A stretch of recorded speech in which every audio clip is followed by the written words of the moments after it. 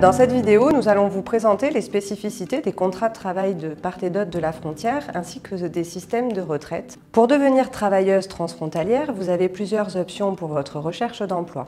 Vous adressez d'abord au service public compétent sur chaque territoire, Pôle emploi en Aquitaine, l'ANBIDE en Euskadi et le service navarrais de l'emploi en Navarre, ainsi que sur la plateforme EURES qui reprend toutes les offres d'emploi publiques. Vous pouvez également rechercher les offres d'emploi disponibles sur les plateformes spécialisées ou auprès des agences intérim. En France, on peut avoir deux types de contrats en fonction que l'on travaille dans l'administration publique ou dans le droit privé. Au sein des administrations publiques, on peut être recruté en tant que fonctionnaire ou encore en tant que contractuel.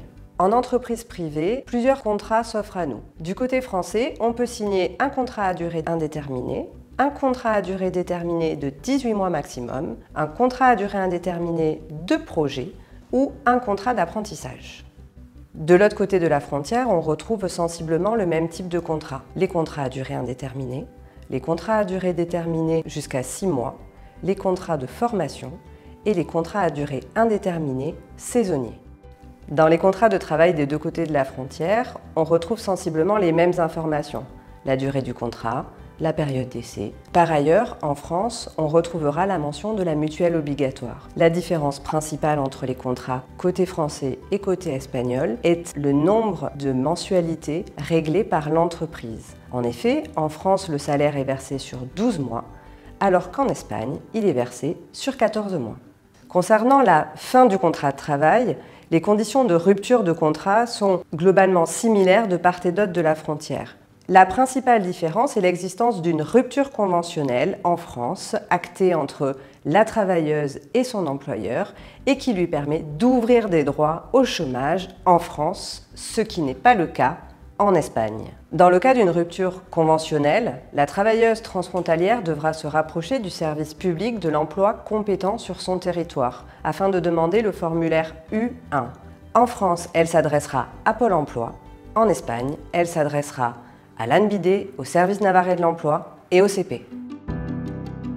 Concernant la retraite, si on a des périodes accomplies dans plusieurs États de l'Union européenne, on a ouvert des droits à des différentes pensions partielles. Lors du départ à la retraite, il faut se rapprocher des organismes officiels des deux côtés de la frontière, la CARSAT du côté français et l'INS et la Trésorerie générale de la Sécurité sociale côté espagnol.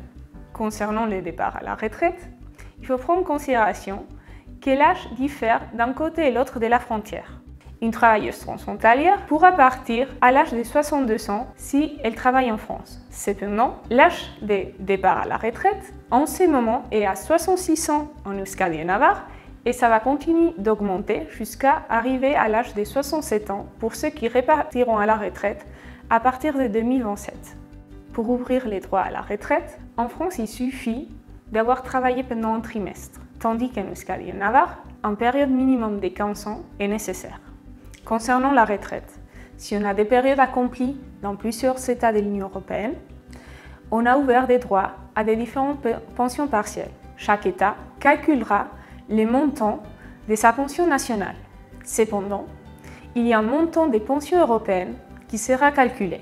La pension communautaire comprend toutes les périodes travaillées dans les différents États de l'Union européenne. On comparera l'addition des différentes pensions partielles, des différentes pensions nationales, avec les montants de la pension communautaire et on nous versera les montants les plus élevés.